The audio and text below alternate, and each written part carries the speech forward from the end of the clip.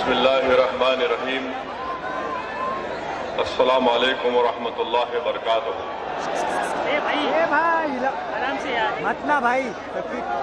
عمرہ کے مجلس اتحاد المسلمین کے صدر جناب مظہر لالا صاحب،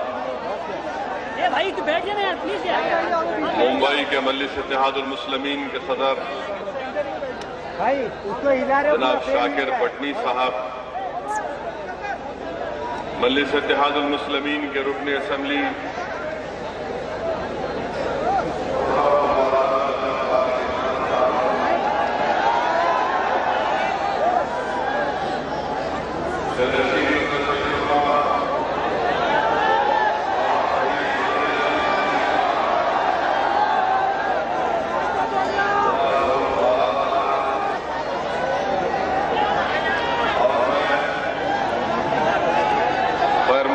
کرتا ہوں ان معزز حضرات کا جنہوں نے راشٹروادی کانگریس کو چھوڑ کر مجلس اتحاد المسلمین میں شمولیت اختیار کی۔ میں دل کی گہرائیوں سے جناب قمر بھائی صاحب کا، شبیر صاحب کا، وسیم سید کا اور ناصر پٹھان صاحب کا شکریہ ادا کرتا ہوں۔ میرے بھائی، اگر یہاں سے دوبارہ آواز آئے گی تو میں جا کر اپنی کرسی پر بیٹھ جاؤں گا۔ میں آپ لوگوں سے مخاطب ہوں، یہاں سے آواز نہیں آئے گی، ورنہ میں جا کر بیٹھ جاؤں گا، جلسہ نہیں ہوگا۔ اگر آپ کو تکلیف ہو رہی تو آپ تھوڑا باہر ہٹ کے بیٹھیں۔ بسم اللہ الرحمن الرحیم۔ عزیزان ملت، اس جلسے میں تشریف فرما بزرگان ملت، میرے غیور نوجوان ساتھیوں، پس پردہ بیٹھ کر سننے والی میری عزتدار ماں اور بہنوں، میں سیاسی گفتگو کرنے سے پہلے میں یہ سمجھتا ہوں کہ میری دینی اور اخلاقی ذمہ داری ہے کہ میں اس موضوع پر آپ سے بات کروں اور جس کا ذکر کرنا نہایت ہی اہم ہے، اور موجودہ ملک کے حالات اور مرکز میں بیٹھی ہوئی ایک ظالم حکومت کے سازش اور منصوبوں کا اظہار کرنا بہت ضروری ہے، جو ہندوستان کے غیور 17 کروڑ توحید پرست لوگوں کی شناخت کو ختم کرنے پر اور ہم کو اللہ اور اس کے رسول کے دیے ہوئے قانون سے دور کرنے کے لیے مرکزی حکومت ہندوستان میں یکساں سول کوڈ کے نام پر ہماری شناخت کو ختم کرنے کی ایک کوشش کر رہی ہے۔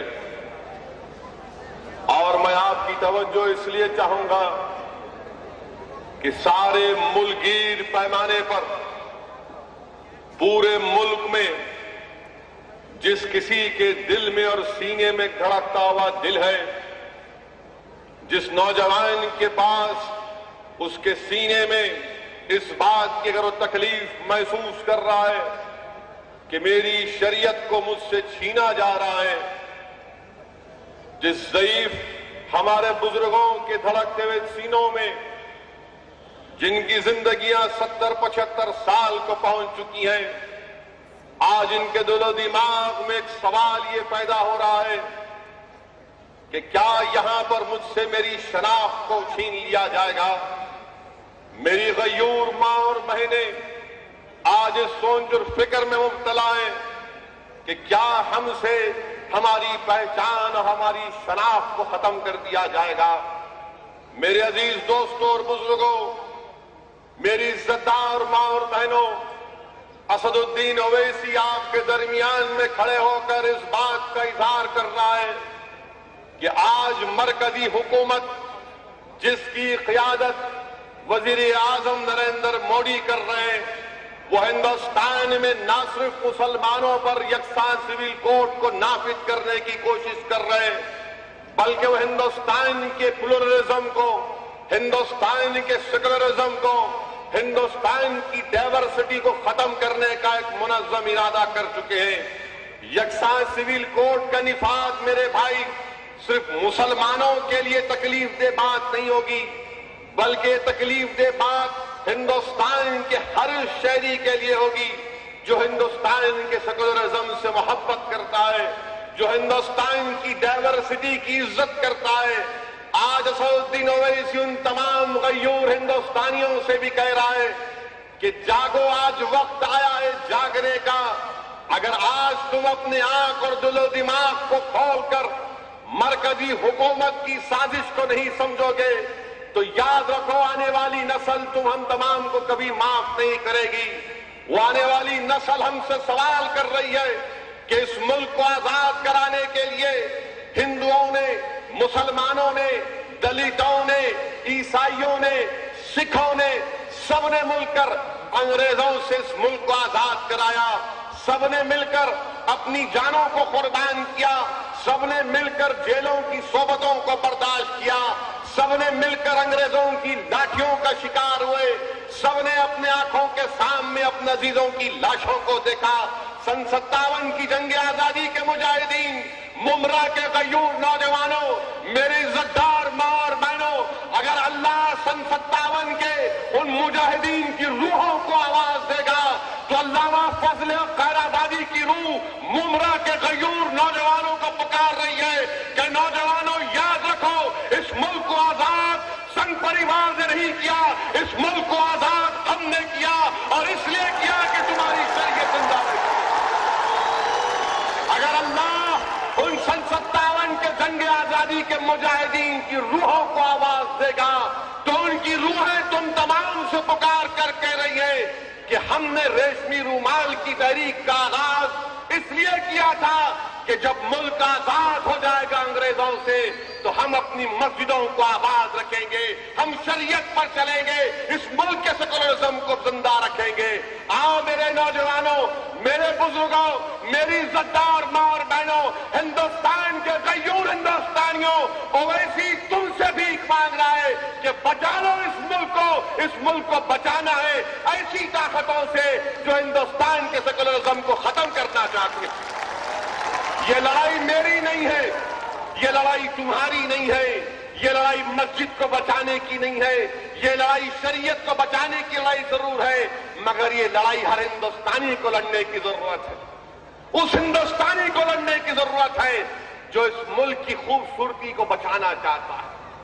میرے بھائی، میرے بزرگوں، اس ملک کی خوبصورتی کیا ہے؟ اس ملک کی خوبصورتی تاج محل نہیں ہے، اس ملک کی خوبصورتی لال قلعہ نہیں ہے، اس ملک کی پہچان قطب مینار نہیں ہے۔ یقیناً یہ ہمارے اسلاف کی یادگار کی نشانیاں ہیں جو پکار پکار کر تم سے کہہ رہی ہیں کہ تم نے سرزمین پر جہاں بانی اور حکومت کی، تم نے سرزمین پر کسی پر ظلم نہیں کیا، مگر اس ملک کی پہچان، اس ملک کی خوبصورتی اس کا سیکولرزم ہے۔ اس خوبصورتی کو اگر بچانا ہے میرے بھائی تو اس ملک کو بچانا پڑے گا ایسی طاقتوں سے جو ہندوستان کو کمزور کرنا چاہتے ہیں۔ آج ہم سے کہا جاتا ہے کہ آپ اپنی مسلم عورتوں پر ظلم کرتے ہیں۔ مرکزی وزیر وینکیا نائیڈو کہتے ہیں کہ مسلمان عورتوں کو سے انصاف ہونا چاہیے۔ مرکزی حکومت نریندر مودی کی حکومت سپریم کورٹ میں اپنا کاؤنٹر ایفیڈیوٹ عائد کر ڈالتی ہے اور ڈال کر یہ کہتی ہے کہ مسلم عورتوں سے انصاف کرنا ہمارا مقصد ہے، مسلم خواتین کو ان کا مقام ملنا ہمارا مقصد ہے۔ ٹھیک ہے، اگر تمہارا مقصد ہندوستان کے مسلمان عورتوں سے انصاف کرنا ہے تو میں اگر یہ بات کہوں گا تو یقیناً میری اس بات میں میری عزتدار ماں اور بہنوں کی حامی ہوگی۔ میں جو بات آپ کے سامنے رکھ رہا ہوں، میری آواز ہندوستان کے کونے کونے میں جہاں تک جائے گی، چاہے آج جائے میری عزت دار ماں ہے اس میں حامی بھرے گی کہ میں یہ کہہ رہا ہوں کہ اگر حکومت ہندوستان کے مسلمان خواتین کی انصاف کے لیے کام کر رہی ہے تو مومرا کے اس گلی کوچوں میں اس بلڈنگ میں رہنے والی مائیں نریندر مودی سے پکار کر کہہ رہی ہے کہ ہندوستان کے وزیر اعظم اگر تم مسلمان عورتوں سے انصاف کرنا چاہتے ہو تو عشرت جہاں کی ماں سے تم پہلے انصاف کرو، عشرت جہاں کی ماں سے انصاف کرو۔ اور انصاف یہی کرنا ہے کہ جو گجرات کے ہائی کورٹ میں کیس چل رہا ہے، مسٹر مودی آپ کیس روز چلا دو، دودھ کا دودھ پانی کا پانی ہو جائے گا، کون ٹیررسٹ تھا کون ٹیررسٹ نہیں تھا معلوم ہو جائے گا۔ اگر نریندر مودی ہندوستان کے مسلمانوں کی عورتوں سے انصاف کرنا چاہ رہے ہیں تو جتنی ضعیف عورتیں آج اس بلڈنگوں میں بیٹھ کر اس مجلس کے جلسے کو سن رہی ہیں، جہاں تک میری آواز جا رہی ہے تو ان تمام خواتین کی طرف سے، میری ماں اور بہنوں کی طرف سے مسٹر مودی اسد الدین اویسی تم سے کہہ رہا ہے کہ ذکیہ جعفری سے بھی انصاف کر دو، وہ عورت بھی انصاف کے لیے تڑپ رہی ہے۔ وہ ذکیہ جعفری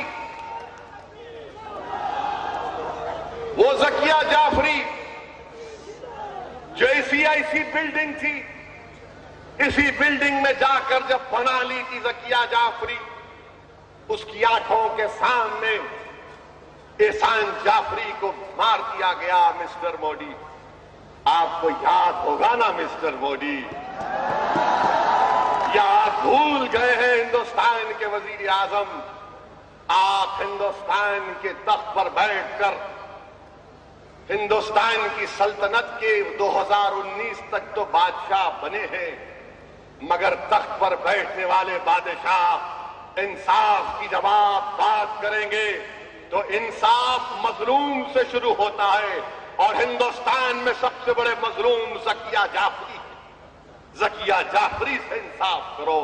اور جو لوگ انصاف کی بات آج کر رہے ہیں تو مجھے وہ کربلا کا واقعہ بھی یاد آ رہا ہے کہ یزید بھی یہی سمجھتا تھا کہ میں نواسہ رسول کو مار کر انصاف کر رہا ہوں، تو سن لو وقت کے یزید سے ہم کہنا چاہ رہے تھے، وقت کے نمرود اور فرعون سے ہم کہنا چاہ رہے ہیں کہ تمہارا ظلم وقتیہ ہوگا، تمہارا خاتمہ برق ہے انشاءاللہ ہوگا، تمہارا خاتمہ برق ہے انشاءاللہ تعالی۔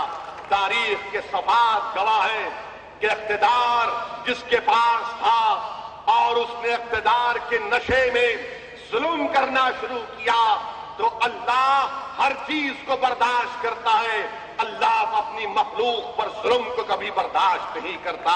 اور انشاءاللہ تعالی آج یہ لوگ جو بڑا سینہ تان کر ہم سے کہہ رہے ہیں کہ مسلم خواتین کے انصاف کے لیے ہم یہ کر رہے ہیں، میں ان سے پوچھنا چاہتا ہوں، میں بی جے پی سے پوچھنا چاہتا ہوں، ذرا یہ تو بتائیے کہ آپ یہ کہتے ہیں کہ مسلم عورتوں پر ظلم ہو رہا ہے، مسلمان اپنی بیویوں کو طلاق دے رہے ہیں۔ میرے بھائی، حکومت کے فگر ہیں، نریندر مودی کے فگر ہیں، اعداد و شمار ہیں۔ کیا اعداد و شمار ہے کہ ہندوستان میں 7 کروڑ 36 لاکھ مسلمان شادی شدہ ہیں۔ ہندوستان میں 7 کروڑ 36 لاکھ مسلمان شادی شدہ ہیں۔ اس 7 کروڑ 36 لاکھ میں کتنوں نے طلاق کیا؟ کتنوں نے طلاق کیا؟ میں اپنی ماں اور بہنوں سے بھی کہہ رہا ہوں کہ میری بات کا نوٹ کر لیں، 7 کروڑ 36 لاکھ مسلمان شادی شدہ ہیں تو طلاق دیا 3,70,000 مسلمانوں نے۔ کیا پرسنٹیج ہے؟ وہ 1% بھی نہیں، 0.116% ہے۔ اب آپ بتائیے مسٹر مودی متروں، اپنی من کی بات آپ کر ہی دو۔ آج ہم تو اپنی من کی بات رکھ دیے، اب آپ اپنے من کی بات کر دو کہ آپ کی نظر میں کتنے مردوں کی بیویاں اپنے بیوی کو چھوڑ کر دور رہ رہی ہیں؟ آپ کی نظر میں کتنے خواتین کا طلاق ہوا ہے؟ یہ فگر بھی آپ عوام کے سامنے رکھ دو. جب آئندہ آپ ریڈیو پر من کی بات کریں گے تو آپ اپنے من کی بات میں یہ اعداد و شمار رکھ دو کہ مسلمانوں میں اتنوں نے طلاق کیا اور دیگر مذاہب کے ماننے والوں نے اتنا طلاق کیا. میرے بھائی، یقیناً کوئی بھی نہیں چاہتا کہ کسی ہماری بہن کی یا ہمارے بھائی کا شادی کا ازدواجی رشتہ ٹوٹ جائے. حدیث شریف میں آیا کہ تمام چیزوں میں سب سے بری چیز جو اللہ کی نظر میں ہو طلاق دینا. طلاق دینا یہ سب سے بری چیز ہے. مگر یہ کہنا کہ نہیں مسلم عورتوں پر ہی ظلم ہو رہا ہے، نہیں ہندوستان کے وزیر اعظم، یہ کہانی بہت پرانی ہو چکی ہے. یہ کہانی بہت پرانی ہو چکی ہے. یہ کہانی کو ہم پچھلے 30-40 سال سے سن رہے ہیں. اب آپ کی کہانی پر ہندوستان کا مسلمان یقین کرنے والا نہیں. میرے بھائی، میرے بزرگوں اور دوستوں، دوسرا سوال ہم سے یہ کرتے ہیں، کیا کرتے ہیں کہ آپ 2 شادیاں کر لیتے ہیں. میں تمام مردوں کی طرف سے کہہ سکتا ہوں، یا اگر نہیں تو اپنے طرف سے اپنی بات کہہ رہا ہوں کہ مجھے اپنی ایک بیوی کو دیکھ کر پریشانی ہوتی ہے. ایک کو ہی سنبھالنا بہت مشکل ہے، ایک سے انصاف کرنا بہت مشکل ہے. واقعی میں جگر والے ہیں جو 2 بیویاں رکھتے ہیں، بہت جگر والے ہیں. ہم تو ایک میں ہی پریشان ہیں، پس نہیں رہے، الحمدللہ خوش ہیں. مگر اللہ کیا کہتا ہے؟ اللہ مردوں سے کہہ رہا ہے کہ اپنے بیویوں کو خوش رکھو. اللہ نے عورتوں سے نہیں کہا سنو مردوں، سنو نوجوانوں. اللہ قرآن میں مردوں سے کہہ رہا ہے اپنے بیویوں کا خیال رکھو، ان کو خوش رکھو. یہ عورتوں کی ذمہ داری نہیں ہے. اب میری کوئی بات سن کر کسی مرد کی مردانگی کو تکلیف پہنچی ہوگی تو میرے بھائی معاف کرنا.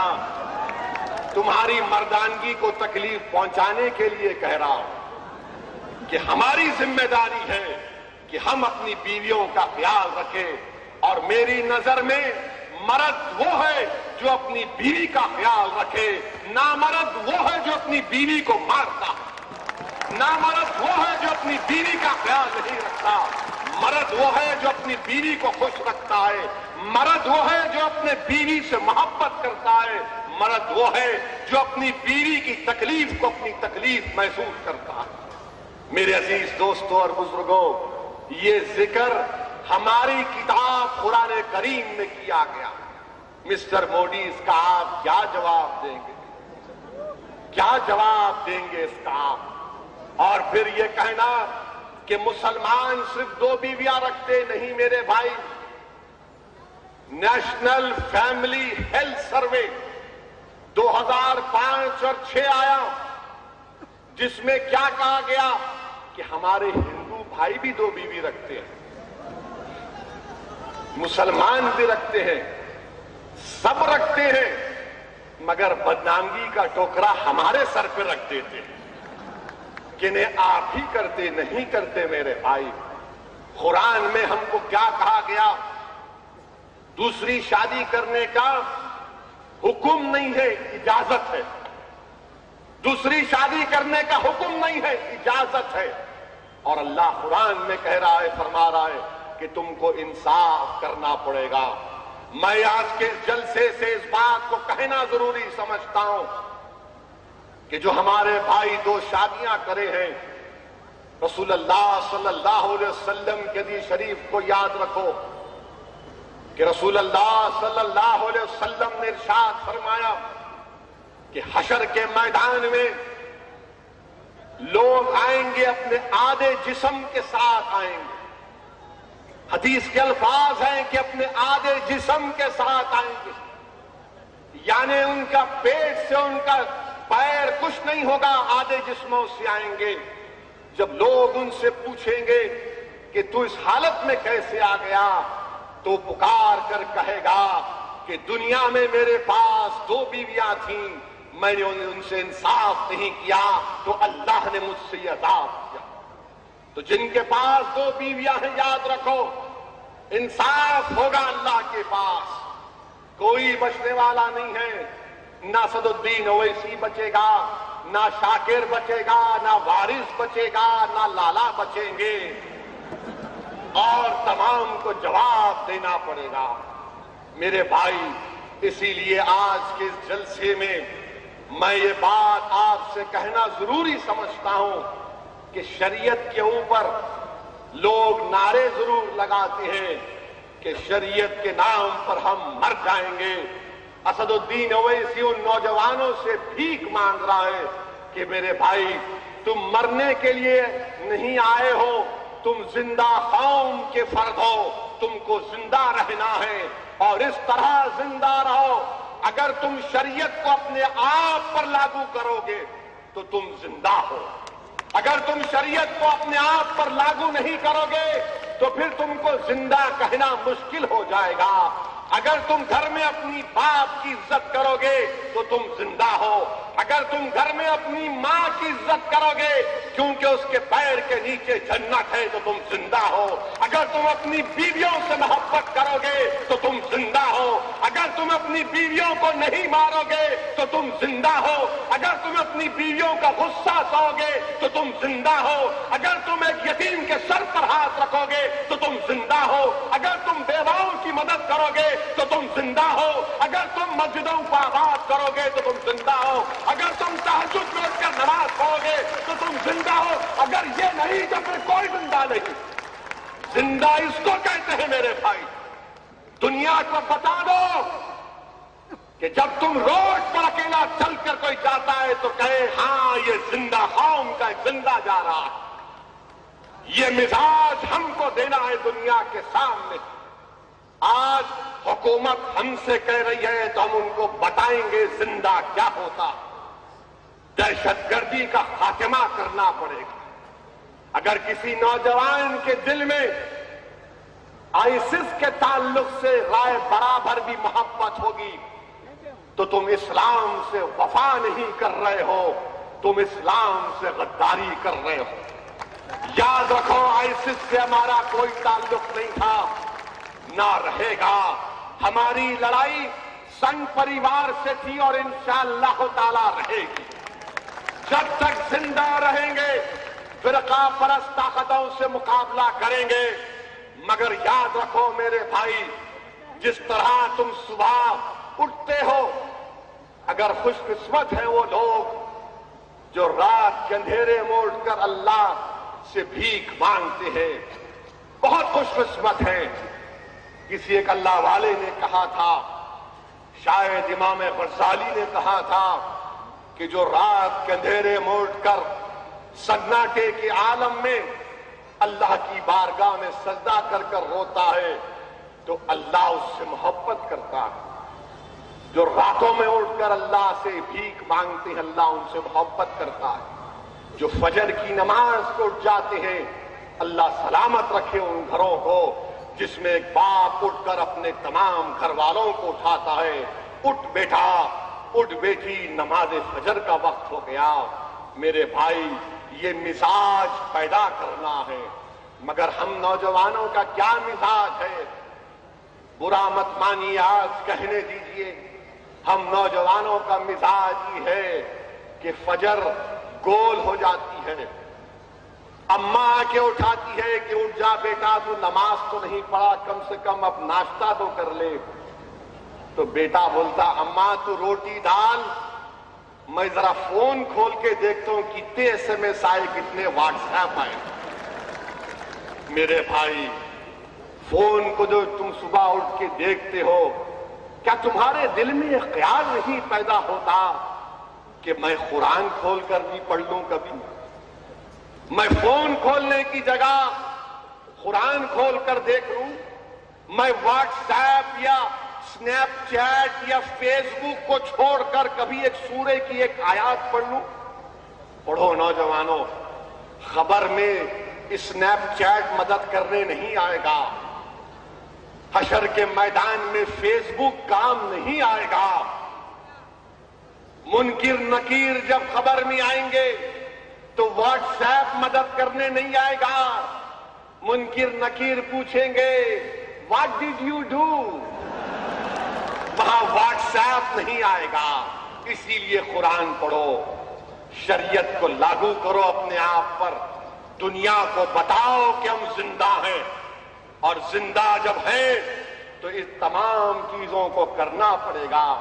और रहा सवाल हमारी हुकूमत का, जो कह रहे हैं कि ये तलाक को खत्म करना पड़ेगा, मिस्टर मोदी मैं आपसे पूछना चाहता हूं, जब आप पार्लिमानी इलेक्शन की इंतखाबी मुहिम चला रहे थे तो आपने कहा था, क्या कहा था, अच्छे दिन आएंगे। क्या अच्छे दिन आए मेरे भाई? मिस्टर मोदी, ये मुमरा के हजारों के तादाद में यहां पर मौजूद फर्जंदाने तौहीद और मेरी ज़द्दार मार बहनें पुकार कर आपसे कह रहे हैं कि अच्छे दिन को आपने तलाक तलाक तलाक दे दिया।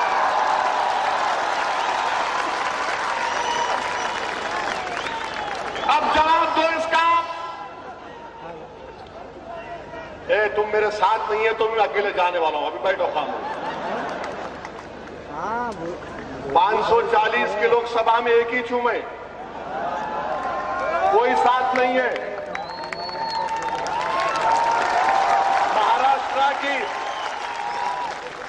महाराष्ट्र के 280 है ना, 288 में खाली 2 ही है, कोई साथ नहीं है। ठहरो अभी आप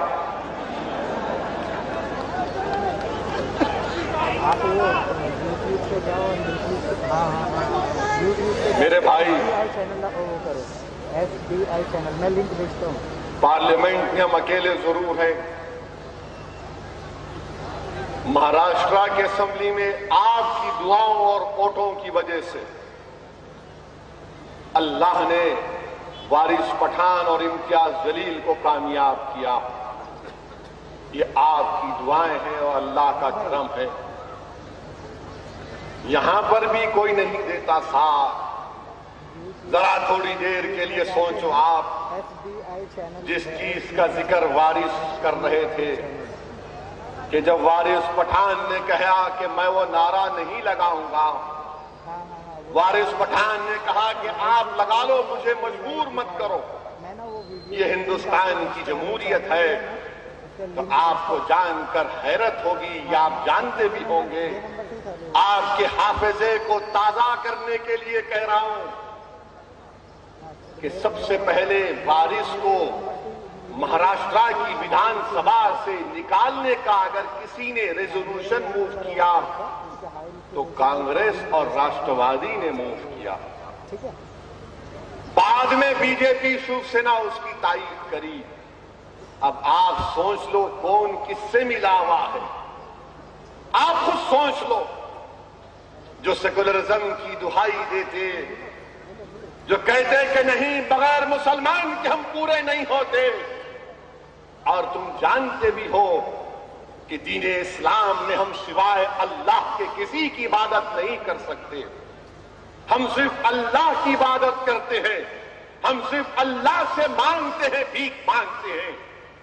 हमारा ईमान यह है कि सूरज को बनाने वाला अल्लाह, हमारा ईमान यह है कि चांद और सूरज, जमीन और आसमान को बनाने वाला अल्लाह, आसमानों से पानी बरसाने वाला अल्लाह, यह आसमानों का शामियाना टिकाने वाला अल्लाह, हर चीज में अल्लाह अल्लाह अल्लाह है। तो हम कैसे अल्लाह को छोड़कर किसकी इबादत करें?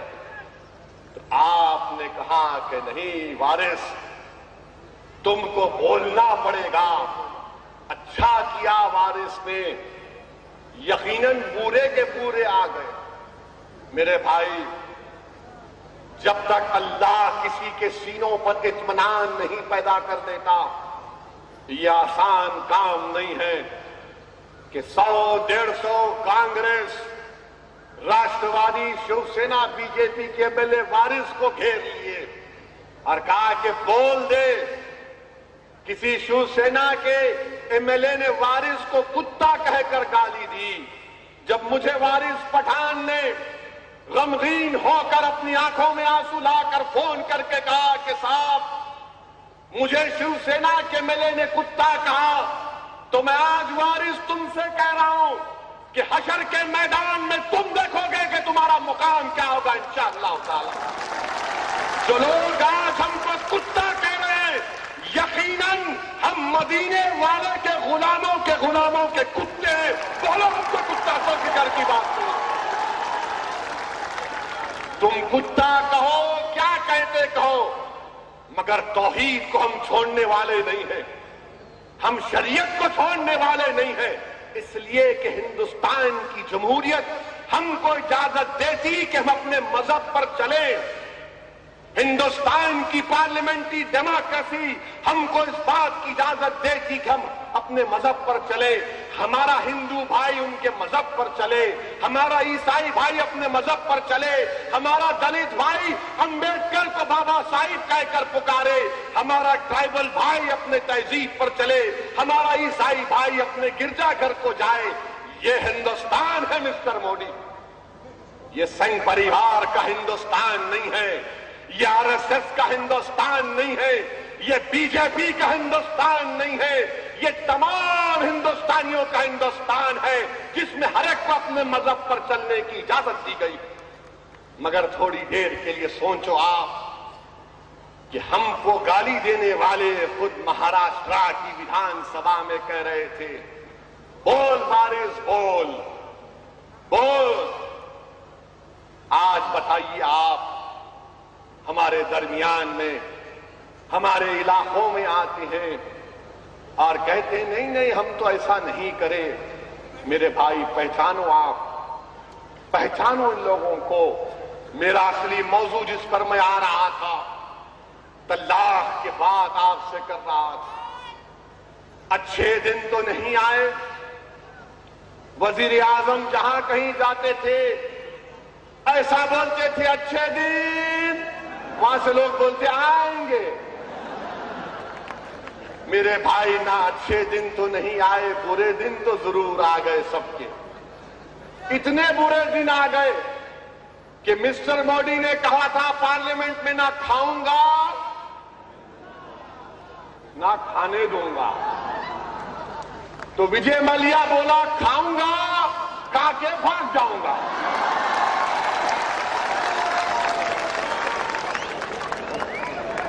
کتنا کھایا انہیں؟ 10,000 کروڑ کھایا کمبخت کا بچہ۔ 10,000 کروڑ غارت کا گھڑا ہے، بھرتا ہی نہیں ہے۔ 10,000 کروڑ کھایا، ڈکار بھی لے کے کنگ فشر میں اڑ کے چلے گیا۔ اور ہمارے متروں بول رہے اچھے دن۔ واہ پرائم منسٹر واہ۔ پھر ہمارے وزیر اعظم نے کہا 15 لاکھ آئیں گے ہر ایک کے اکاؤنٹ میں، کہا تھا نہیں کہا تھا؟ 15 لاکھ آئے۔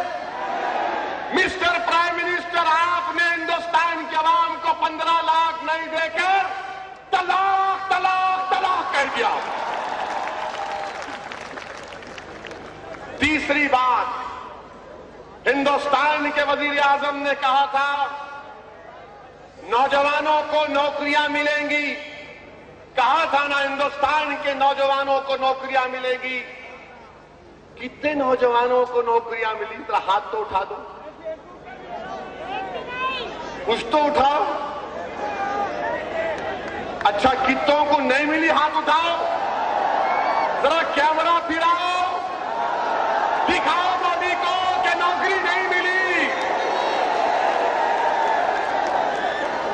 تو نوکریوں کو بھی مودی نے کیا کہا؟ طلاق طلاق طلاق۔ پھر چوتھا وعدہ مسٹر مودی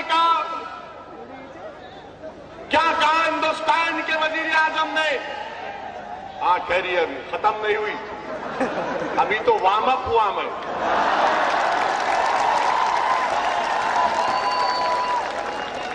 ये बीच बीच में नहीं बोलना। हाँ ठहरो। चौथी बात मिस्टर मोदी ने कही थी, क्या कहा था? बल्कि मिस्टर मोदी के साथ एक बड़ी अदब के साथ कहना चाह रहा हूं कि स्वामी जी ने भी कहा था। स्वामी जी ने कहा, अगर मोदी प्राइम मिनिस्टर बन जाएंगे तो डॉलर का रेट 35 रुपये हो जाएगा। स्वामी जी और मोदी जी, डॉलर का रेट 70 रुपये हो गया, तो आपने डॉलर को क्या किया? तलाक तलाक तलाक किया। आपने कहा था हिंदुस्तान के वजीर आजम, बॉर्डर पर कुछ नहीं होगा। ठीक है, आपने सर्जिकल स्ट्राइक किया। मैं तमाम आवाम की तरफ से अपनी आर्मी को सलाम करता हूं। हम अपनी आर्मी को सलाम करते हैं।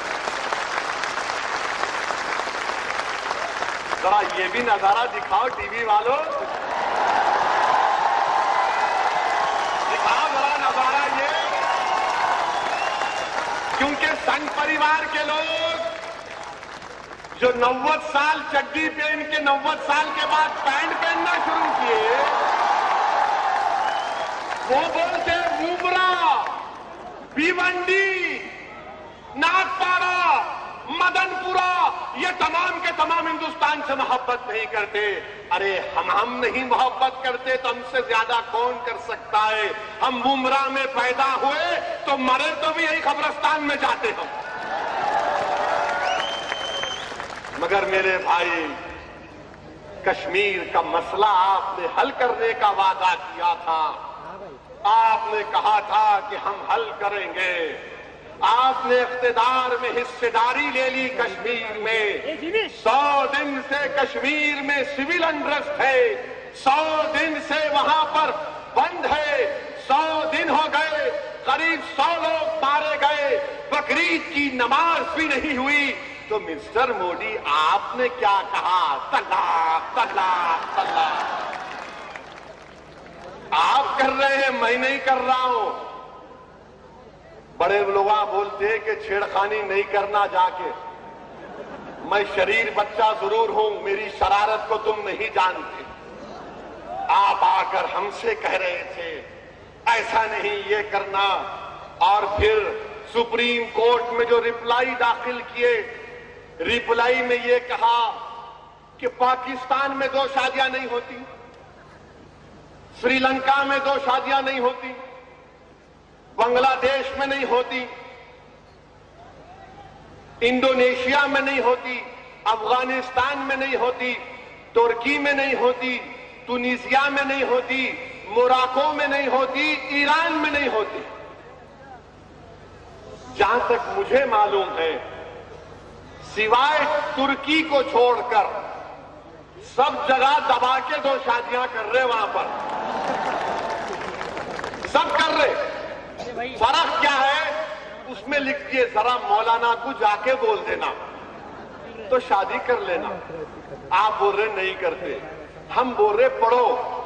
आप जो एफिडेविट डाल रहे उसमें आप लिख रहे और ये समझ रहे कि हिंदुस्तान का मुसलमान थम्स अप है।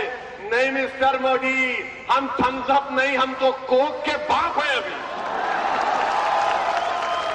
आप कह रहे हैं। और फिर मेरा सवाल हिंदुस्तान के वजीर आजम से ये है, मिस्टर मोदी, आप हमको पाकिस्तान से क्यों जोड़ रहे? हमको क्या करना है पाकिस्तान से? पाकिस्तान जमहूरियत है, पाकिस्तान डिक्टेटरशिप है, पाकिस्तान में जमहूरियत है, पाकिस्तान में आर्मी के पास ताकत है, पाकिस्तान में तबाही और बर्बादी है, पाकिस्तान में देवबंदियों, बरेलवी, सलफियों की मस्जिद में बम ब्लास्ट हो जाते, शियाओं को मार दिया जाता ताजियत के जुलूस में। आप ले जाके हमको पाकिस्तान से मिला रहे। आपको इतनी मोहब्बत कहीं को है भाई पाकिस्तान से? हमको तो नहीं है। ہندوستان کی آپ توہین کر رہے ہیں پاکستان سے ملا کر مسٹر مودی. بنگلہ دیش سے ہم کو ملا رہے, وہ بنگلہ دیش جس کو ہم پیدا کیے 1971 میں, ہم پیدا کیے, آپ بنگلہ دیش کو ہم سے ملا رہے, سری لنکا کو ہم سے ملا رہے, موراکو جس میں بادشاہت ہے جمہوریت نہیں ہے آپ ہم کو ملا رہے. مسٹر مودی آپ بھارت کی توہین کر رہے ہیں. اگر آپ کہتے ہیں کہ بھارت دیش دنیا میں سب سے بہتر ہے تو صحیح ہے, مگر آپ ہم کو ان سے کیوں ملا رہے, ہم کو بتاؤ. آپ ہماری شریعت کو کیوں ختم کرنا چاہ رہے آپ؟ آپ تو کہتے تھے نا کہ سب کا ساتھ سب کا وکاس. کہ اگر میں اللہ اس کے رسول کے بتائے ہوئے قانون کے مطابق اپنی زندگی گزار رہا ہوں, اپنی شادی اور طلاق اور جائیداد کا حصہ بانٹ رہا ہوں, تو آپ کو کیا ہو رہا ہے؟ کیوں کر رہے ہیں آپ یہ؟ اس کا جواب آپ کو دینا پڑے گا. اور مرکزی حکومت کے ایک وزیر کہہ رہے ہیں جن کا نام جناب وینکیا نائیڈو ہے, وینکیا نائیڈو کہہ رہے ہیں کہ ہندوستان میں مذہبی قانون نہیں رہے گا. تو میں وینکیا نائیڈو صاحب سے کہہ رہا ہوں, مسٹر وینکیا نائیڈو, اگر مذہب کے نام پر قانون نہیں رہے گا تو ہندو انڈیوائیڈڈ فیملی کے ٹیکس ریبیٹس کیوں آپ صرف ہندوؤں کو دے رہے ہیں, مسلمانوں کو بھی دو نا آپ. ہم کو کیوں نہیں دیتے آپ؟ ہم بھی انکم ٹیکس تھوڑا بچا لیتے, ہمارے پاس بھی پیسہ تھوڑا بہت ہے, ہم بچا لیتے, لاؤ نا. نہیں دیں گے.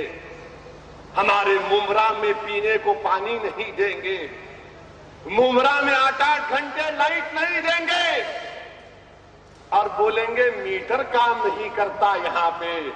ارے ظالموں, تمہارا دل کا میٹر رک چکا ہے ہمارے لیے. ہمارا میٹر تو سلامت ہے گھر کا بھی, اور ہمارا دل کا میٹر بھی برابر سلامت ہے. تمہارے دل کا میٹر ختم ہو چکا ہے, تمہارے دل کے میٹر کی ریڈنگ برابر نہیں آ رہی. ہمارے دل کا میٹر تو ریڈنگ سامنے ہے لوگوں کے. ہندوستان کے غیور لوگوں کے دل کا میٹر آج تمہارے سامنے بول رہا ہے. دیکھو آج آپ کیسے ہم سے کہتے میرے عزیز دوستوں اور بزرگوں, اور پھر یہ بولتے آپ کہ مسلمانوں میں عورت کو اس کا حق نہیں ملتا. نوجوان یہاں پر بہت ہیں, بزرگ تو ہیں یہاں پر بھی جو بات جانتے ہوں گے, مگر نوجوانوں کے لیے بولنا چاہوں گا کہ مثال دیا تھا حیدرآباد میں, آپ کے سامنے بھی دے رہا ہوں. اگر مثال کے طور پر نوجوانوں, میرے غیور نوجوانوں, میری عزتدار بہنوں, اگر خدا نہ خواستہ کسی ایک باپ کا انتقال ہو جاتا ہے اور وہ 15,000 روپے چھوڑ کے جاتا ہے کہ اپنے ایک بیٹا اور بیٹی کے لیے, تو ہمارا حکم یا ہمارا قانون یہ بولتا 10,000 بیٹے کے لیے, 5,000 بیٹی کے لیے. تو آر ایس ایس والے بولتے ہاں بیٹی کو نہیں ملتا. تو میرے سے ایک آر ایس ایس کے آدمی نے پوچھا یہ کیا ہے؟ میں نے کہا جناب پہلے تم شادی کرو, بعد میں میرے سے پوچھو. تو 5,000 بچی کو جو ملتا وہ اس کا پیسہ ہے, فکس ڈپازٹ. جب بچی کی شادی ہوتی تو اس کو مہر ملتا, وہ دینا ہے تم کو. ایسا نہیں کہ بیوی کو آئس کریم کھلاتے کھلاتے ہلو بولے بیگم معاف تو کر دو نا. وہ نہیں بولنا میرے بھائی. عورت کو اس کا مہر دینا. مرد ہے وہ جو عورت کو فوراً مہر دے دیتا, یہ لو یہ تمہارا مہر. تو عورت کو مہر مل گیا, 10,000 روپے ہو گئے. اب جو بچے بیٹے کے پاس 10,000 ہے اس کو شادی کرنا ہے, انہیں جا کے بولتا میں شادی کر رہا ہوں. بچی کا باپ بولتا 5,000 روپے مہر, 5,000 روپے چلے گئے. اب بچے 5,000, اس میں ماں باپ کا خیال بھی کرنا ہے, گھر بھی چلانا ہے. اے ظالمو, یہ انصاف ہمارے پاس یہ ہے. اب آپ مجھ سے یہ بتا دو کہ اگر میری بات بری لگتی ہے تو مجھے معاف کر دو مسٹر وینکیا نائیڈو, کیا آپ کے پاس بچی قطرہ ہوتی ہے؟ خاندان کی بڑی ہوتی ہے؟ آپ قانون چینج کر دو نا، آپ کر دو نا قانون. آپ ہم پہ انگلیاں اٹھاتے ہیں. اور میرے بھائی، ہندوستان کی بہت بڑی ریاستیں ہیں جہاں پر اگر ایگریکلچر کی لینڈ میں ہماری ہندو بہنوں کو حصہ نہیں ملتا، کیوں نہیں حکومت دیتی وہ؟ یہ تمام باتیں ہیں میرے بھائی. اور پھر یہ قانون کی بات کر رہے ہیں عورتوں کے تحفظ کا. میں ہمارے نوجوانوں اور بزرگوں کی موجودگی میں ایک بات کہہ رہا ہوں کہ ہمارے کورٹ میں، سپریم کورٹ نے ایک فیصلہ دیا ہے کہ اگر کوئی نوجوان بچہ یا بچی اگر شادی نہیں کر کے بھی ایک دوسرے کے ساتھ رہے، بغیر شادی کے ساتھ رہے، تو اس میں بھی عورت کا حق ہے. ہم حکومت سے پوچھنا چاہ رہے ہیں، جب جسٹس چوہان نے یہ فیصلہ دیا تھا، جو لا کمیشن کے آج چیئرمین ہے، تو ہم تو شادی کر رہے ہیں نا. اگر دوسری شادی بھی کوئی کر رہا ہے، اس کے پاس جگر ہے تو کر رہا ہوگا، مگر ایک عورت کو بیوی ماننا، معاشرے میں اس کو عزت دینا ہے. جو لوگ عورتوں سے شادی نہیں کرتے تو دنیا ان کی عزت نہیں کرتے، اس کو بیوی نہیں کہتے، اس کو کسی اور نام سے پکارتے. میرے بھائی، یہ دنیا کو اور حکومت کو بتانا پڑے گا. اور میں یہ بھی کہنا چاہوں گا کہ آج جب میں بمبئی پہنچا تو ایک ٹی وی پروگرام میں گیا، اور وہاں پر کسی ایک پریس والے نے مجھ سے سوال کیا کہ کوئی فلم نہیں آنے والی ہے، کیا نام ہے جی اس کا؟ خیر لاہور والا جو بھی نام ہے بلا ہے، بہرحال کچھ نام ہے، بڑی مشکل ہے، بہرحال کچھ نام ہے اس کا. تو اس نے مجھ سے کہا، مسٹر اویسی یہ فلاں پکچر ہے اور اس کو ریلیز نہیں ہونے دیتے بول رہے. میں بولا میرے کو کیوں بول رہے آپ؟ نہیں آپ کیا تبصرہ کریں گے؟ میں بولا میڈم، ہندوستان کا سب سے بڑا ہیرو تو میں کھڑا ہوا ہوں.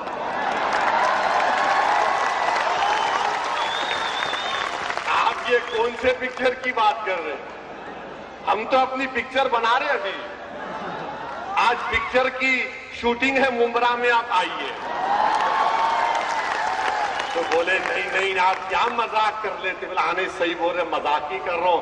میں کہاں ہیرو، میں تو ویلن ہوں. میں تو بھڑکا بھاشن دیتا ہوں نا، میں تو لڑاتا ہوں لوگوں کو. دیکھو مائک بھی گر گیا. چلیے حاجی صاحب شکریہ، اللہ اکبر. ارے لوگ جانتے آپ کو. تو پھر میڈم نے کہا، ہمارے جرنلسٹ نے کہا نہیں مذاق مت کریے. میں نے کہا ٹھیک ہے مذاق ہو گیا، سیریس بات کریں گے. میں نے کہا کیا ہوا؟ بولے کہ چیف منسٹر فڈنویس کے پاس میٹنگ ہوئی اور میٹنگ میں یہ طے پایا کہ کوئی پکچر میں ایک پاکستانی کام کر رہا، تو یہ طے کیا گیا کہ اب جو بھی پاکستانی جس فلم میں کام کریں گا وہ فلم والا 5 کروڑ روپے آرمی کو دیں گا. میں یہ سن کے تعجب کیا. آج اس جلسے کے انتظامات میں ہمارے پولیس کے حضرات بیٹھے ہوئے ہیں، یہ اپنی ڈیوٹی نبھا رہے ہیں. جب میں یہ سنا تو میں بولا میڈم اب اس کا جواب نہیں دے سکتا، میں بعد میں دوں گا. میں جا کر اندر بیٹھ گیا، بارش بات میں آئے. میں سوچ رہا تھا کہ جب اجمل کسب کو، وہ بہادر پولیس کانسٹیبل جس نے زندہ ہاتھ اجمل کسب کو پکڑا تھا، اس کا نام توکارام تھا، مگر میں غلط نام کہہ رہا ہوں تو معافی چاہتا ہوں، یاد نہیں آ رہا. اس نے اجمل کسب کو زندہ پکڑا اور پکڑ کر اپنی جان لگا دی. اس میں اس کی جان چلے گئی. مجھے یہ سوچنے پر مجبور ہوں اور یہ بولنے پر مجبور ہوں کہ اگر ایک پاکستانی کسی فلم میں کام کرے گا تو آرمی کو 5 کروڑ روپے ارے لعنت ہے اسے 5 کروڑ روپے کے لیے، کیونکہ ہندوستان کی آرمی کا ایک ایک سپاہی کروڑوں روپے کا ہے، 5 کروڑ کا نہیں ہو سکتا ہندوستان کا۔ یہ جو ہماری پولیس ہو سکتا ہے کہ ان کی حرکتوں سے ہم نہیں مانتے ہوں گے فسادات میں، مگر یہ دیش کا کام کر رہے ہیں۔ کیا ان کی جان کی قیمت 5 کروڑ روپے ہو سکتی ہے؟ کیا کسی ایک ہندوستان کے فوجی کی جو سرحد پر گولیاں کھا رہا ہے، اپنے بیوی بچوں سے 6 مہینے دور رہتا ہے، اور جب گھر کو آتا تو اپنی ماں اس کی بیوی خوش ہوتی ہے کہ زندہ آ گیا، کیا اس کی قیمت 5 کروڑ روپے ہو سکتی ہے؟ ارے لعنت ہے تم لوگوں پر، کیا کام کر دیے کہ ہندوستان کا فوجی 5 کروڑ کا ہے؟ نہیں، بی جے پی والوں اور بیٹو، بی جے پی والوں اور آپ کا چھوٹو، 5 کروڑ کیا کر رہے ہیں آپ؟ یہ آپ کی دیش سے محبت ہے؟ جب پرائم منسٹر کہتے ہیں کہ میرے ہندوستان کی آرمی نے اس طرح کا کام کیا، مسٹر پرائم منسٹر، ایک پاکستانی ایک پکچر میں کام کرے تو 5 کروڑ نہیں، ہندوستان کے وزیر اعظم، ہندوستان کی آرمی کا ایک ایک سپاہی 100 کروڑ سے بڑھ کر اس کی قیمت ہے۔ 5 کروڑ کی قیمت لگا کر غداری مت کرو آپ ان لوگوں سے۔ یہ کر رہے ہیں، اب پھر پکچر ریلیز ہو جائے گی، تھوڑے دن کے بعد تعلقات اچھے ہوں گے، اور تعجب نہیں کرنا جب شریف صاحب یہاں آئیں گے یا مودی صاحب وہاں جائیں گے۔ پچھلی مرتبہ منگنی میں گئے تھے، اب کی مرتبہ نکاح میں جائیں گے، مگر وہ معاملے میں بھی کیا کر دیے؟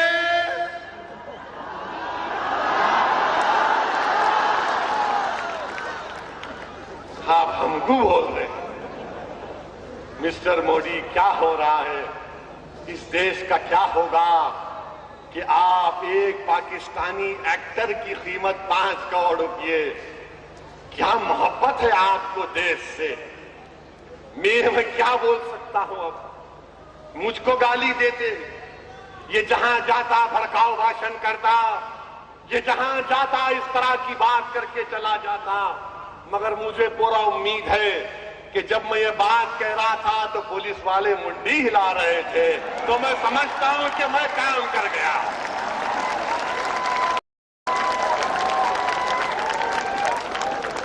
5 کروڑ قیمت نہیں ہو سکتی میرے بھائی۔ کون ہے جی یہ پاکستان کا ایکٹر؟ ایسے ہزاروں ہمارے پاس ممبرا میں ایک سے ایک خوبصورت ماشاءاللہ، مگر پڑھو، خالی سٹائل مارنے سے نہیں ہوتا، پڑھو، اسکول کو جاؤ، کالج کو جاؤ، ڈاکٹر بنو، انجینئر بنو، لائر بنو، وکیل بنو، سائنٹسٹ بنو، پولیٹیشین بنو، ہر چیز بنو، طاقتور بنو، عزت دار بنو، اللہ تم کو طاقت سے نواز دے گا، مگر پڑھو میرے بھائی، پڑھو۔ تم جب پڑھو گے، تم جب لکھو گے تو یاد رکھو ہمارا ہتھیار ہمارا علم ہے، ہماری طاقت ہمارا علم ہے، ہماری پہچان ہمارا علم ہے، ہمارا دین ہم سے کہتا ہے اقرا۔ قرآن کی پہلی آیات جو نازل کی گئی، اللہ نے کیا حکم فرمایا؟ پڑھو پڑھو پڑھو، خوب پڑھو۔ ہاں جب بات پڑھائی کی آئی تو پھر ممبرا کا حال تو بڑا برا ہے، آوارڈ بہت برا ہے۔ یہ گئے تھے راشٹروادی کے مالیگاؤں گئے تھے، مالیگاؤں جا کے وہاں پر بولے اویسی جو ہے، یہ مجلس والے وارث پٹھان کو سسپینڈ کرا کے مالیگاؤں گئے، یہ لوگ ملے ہوئے ہیں ان سے، ان سے ملے ہوئے ہیں، ان سے ملے ہوئے ہیں۔ میرے بھائی ہم کتوں کے سگے یہ تو بتا دو۔ اللہ کے کرم سے میرا ایک ہی سالہ ہے، سمجھے آپ؟ اسی لیے بولتے منہ کو نہیں لگنا ہمارے،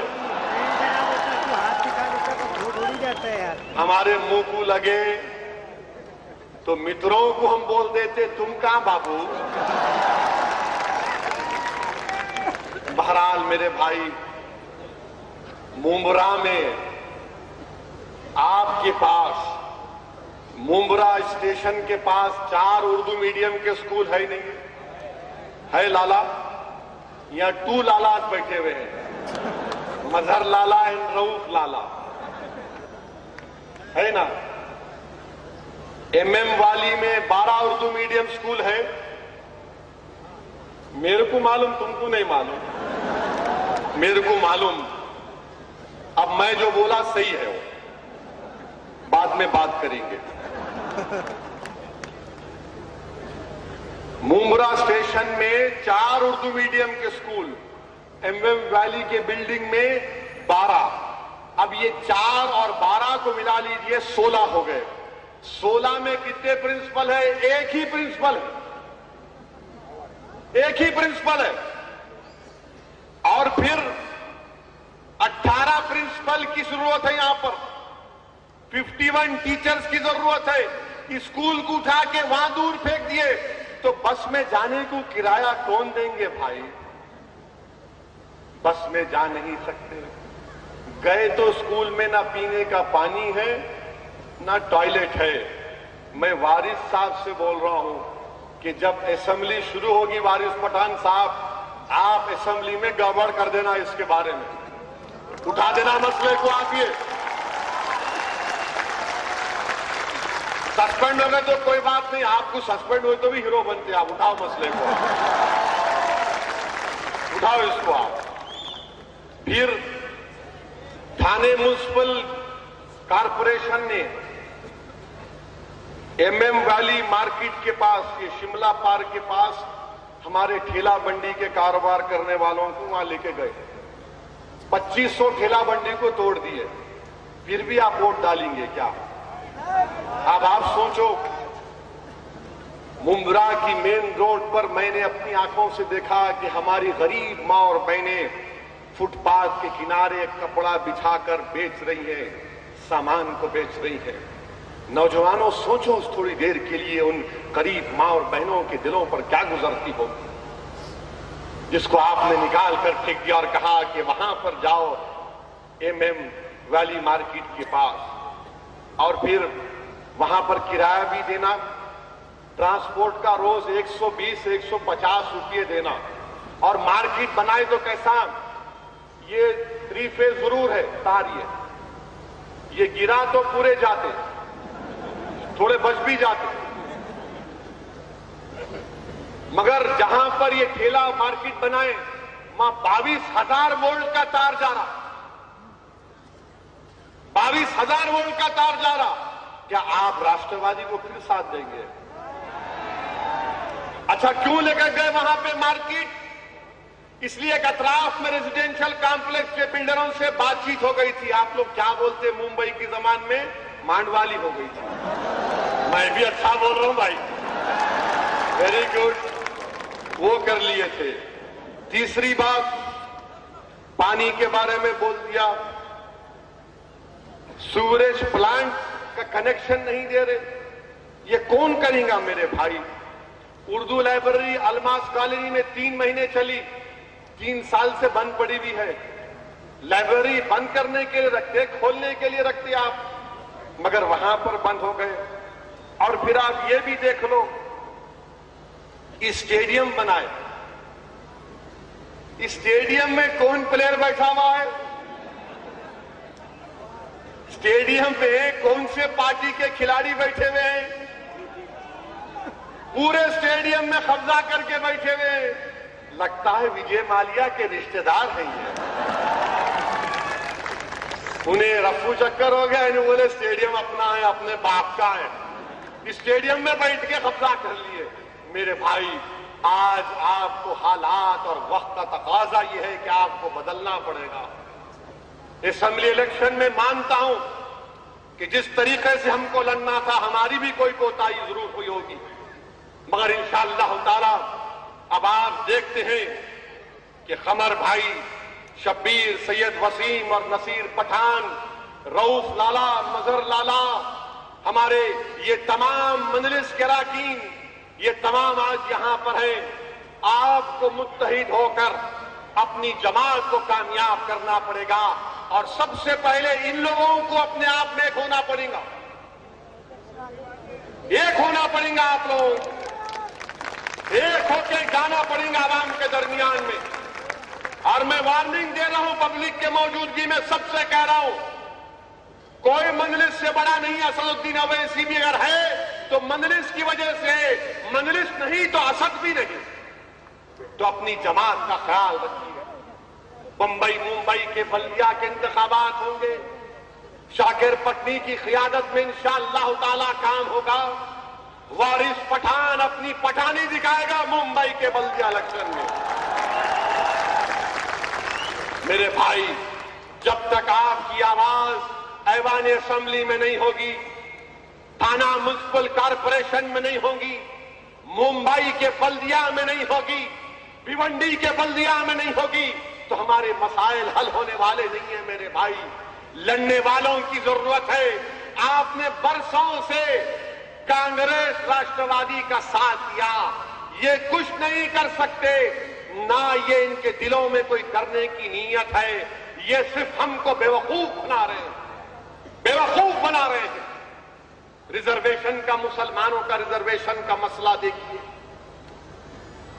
آج کیا ہو رہا ہے مہاراشٹر میں مراٹھا لوگ جو روڈ پر پرامن طریقے سے نکل کر اپنا احتجاج کر رہے ہیں، وہ قابل مبارکباد ہے کہ لاکھوں کی تعداد میں نکلتے ہیں، خاموشی سے کرتے ہیں، چلے جاتے ہیں۔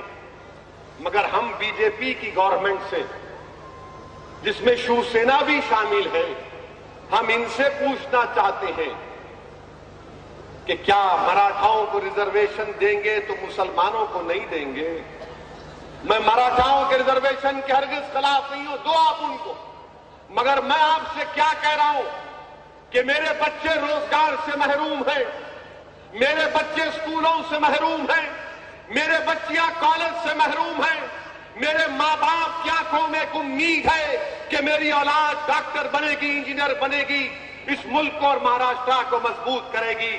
تو میری پسماندگی کی بنیاد پر، اسلام کے نام پر نہیں، مسلمانوں کی بیکورڈنس کے اوپر، سوشل ایجوکیشنل بیکورڈنس کے اوپر آپ مسلمانوں کو ریزرویشن کیوں نہیں دیتے؟ آپ دو نا ریزرویشن ہم کو، آپ کیوں نہیں دیتے؟ آپ ہم کو ریزرویشن کیا کریں ہم؟ ارے ہم تو سب سے پسماندہ ہیں، گورنمنٹ کی نوکریوں میں ہم سب سے نیچے، پولیس کی نوکریوں میں ہم سب سے نیچے، آئی پی ایس آفیسروں میں سب سے نیچے، ڈاکٹروں میں سے نہیں بنتے، ہمارے بچوں کا ایڈمیشن نہیں ہوتا، انجینئر میں ہمارا نہیں ہوتا، ٹیچر ہمارے اسکول کو نہیں ہے، تو ریزرویشن کیوں نہیں دیتے ہم کو آپ؟ آج مہاراشٹر کا مسلمان ریزرویشن کا مطالبہ کر رہا ہے، ہائی کورٹ نے مسلمانوں کے ریزرویشن کا انتظام کیا، ہائی کورٹ نے کہا کہ مسلمانوں کو ریزرویشن دو، ہائی کورٹ نے کہا مسلمانوں کے بیکورڈنس کے اوپر دو، اسلام کے نام پر ہم نہیں پوچھ رہے ہیں، ہماری بیکورڈنس کے نام پر ہم پوچھ رہے ہیں۔ مسٹر مودی، آپ نے کہا تھا سب کا ساتھ، سب کا وکاس۔ میرے بھائی سوچو آپ تھوڑی دیر کے لیے کہ گجرات میں پٹیلوں کو ریزرویشن کی دیا جاتا ہے، ہریانہ میں جاٹوں کو دیا جاتا ہے، مراٹھا لوگ اپنی طاقت کو دکھا رہے ہیں، اور کسی کو بی جے پی نہیں دینا چاہتی تو مسلمان کو نہیں دینا چاہتی۔ آپ بتائیے تھوڑی دیر کے لیے کہ مسلم عورتوں کو انصاف کی بات کرتے ہیں تو پھر مسلم بچیوں کی انصاف کی بات کیوں نہیں کرتے؟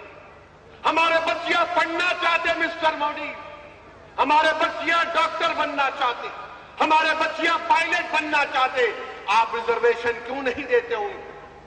بی جے پی اس کے تعلق سے کیوں خاموش ہے؟ میرے بھائی کانگریس نے، راشٹروادی نے کیا کیا؟ کانگریس اور راشٹروادی نے دھوکہ دیا، الیکشن سے پہلے آرڈیننس جاری کر دیا، اس کو قانون کی شکل کا روپ اس کا اختیار کرنے نہیں دیا، آدھا کام کر کے چلے گئے۔ اور یہ ہمیشہ آدھا کام کرتے کانگریس راشٹروادی والے۔ مالیگاؤں کا بم بلاسٹ ہوا، او بھائی ابھی 6-7 منٹ، ہلو ڈر جاؤ، 6-7 منٹ میں بہت ہو سکتا، 15 منٹ میں بہت ہو گیا تو 6 منٹ میں نہیں ہوتا۔ کیوں نہیں دیتے ہم کو آپ؟ مالیگاؤں کا بم بلاسٹ ہم پوچھنا چاہتے آر ایس ایس والوں سے، یہ ہر بار بولتے کہ اس ملک کو اسلامک ٹیررزم سے خطرہ ہے۔ میرے بھائی میں آپ کے سامنے جو بات کہہ رہا ہوں ذہن نشین کر لو۔ اگر کوئی پریس والا آپ سے سوال کرے گا اسلامک ٹیررزم کے اوپر، ہیمنت کرکرے اگر زندہ ہوتے، شہید ہیمنت کرکرے، تو ہیمنت کرکرے نے مالیگاؤں کے 2006 کے بم بلاسٹ میں چارج شیٹ جو ڈالی تھی، اس چارج شیٹ کا صفحہ نمبر 66 یہ کہتا ہے کہ لیفٹیننٹ کرنل پروہت، میجر اپادھیا، یہ لوگ ان کے پاس ہتھیار تھا، یہ اسرائیل سے جا کر ہتھیار لائے تھے۔ اس میں کہا گیا، اور ہمارے وزیر اعظم تقریر میں بولتے کہ اسرائیل کی طرح ہم نے کام کیا۔ مسٹر مودی، یہ کہاں کا رشتہ جوڑ رہے آپ؟ کرنل اپادھیا تو بولا ہے اسرائیل کے بارے میں کہ اسرائیلی حکومت نے ان کو ہتھیار دینے کا وعدہ کیا، اسرائیلی حکومت نے ان کو وہاں پر دفتر دینے کا وعدہ کیا۔ یہ میرے الفاظ نہیں ہے، ہیمنت کرکرے کی فائل کردہ چارج شیٹ میں پیج نمبر 66 میں کہا گیا۔ اور پھر حمایت بیگ کا کیس آپ کے سامنے ہے۔ حمایت بیگ کو سزا ضرور ہوئی مگر جرمن بیکری میں نہیں ہوئی۔ حمایت بیگ کے پاس جو ایکسپلوزیو نکلا وہ جرمن بیکری کے لیے نہیں استعمال ہوا۔ میرے عزیز دوستوں اور بزرگوں، ہندوستان کے حالات اور وقت کا تقاضا یہ ہے کہ متحد ہو جاؤ میرے بھائی۔ ہم اپنے اپنے مسلک پر چل سکتے ہیں، ہم بریلوی ہو سکتے ہیں، دیوبندی ہو سکتے ہیں، سلفی ہو سکتے ہیں، شیعہ ہو ہیں، مگر میرے بھائی ہم مسلمان بھی تو ہیں۔ متحد ہو جاؤ، دلتوں کو اپنے ساتھ لینا پڑے گا۔ یہ دلت پچھڑے ہیں، یہ دلت کمزور ہیں، ان دلتوں کو ساتھ لے کر ان ظالم طاقتوں سے ہم کو مقابلہ کرنا پڑے گا۔ میں ہمارے مہاراشٹر کے دلت بھائیوں سے کہنا چاہ رہا ہوں، آپ اسد الدین اویسی کو بھی اپنا چھوٹا بھائی سمجھو، میں آپ کے ساتھ کھڑا ہوں، آپ اپنی لڑائی میں اکیلے نہیں ہیں۔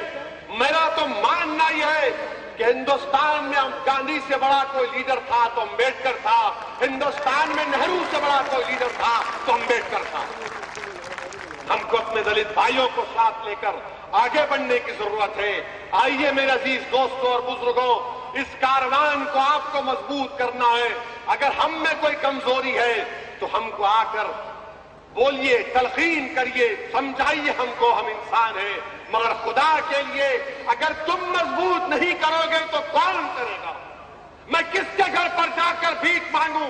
میرا حق بنتا تمہاری دہلیز پر آ کر تم سے بھیک مانگنے کے لیے کہ دیکھو میں تمہارے سامنے آ کر اپنے لیے نہیں، اپنے مستقبل کے لیے میرا ساتھ دو۔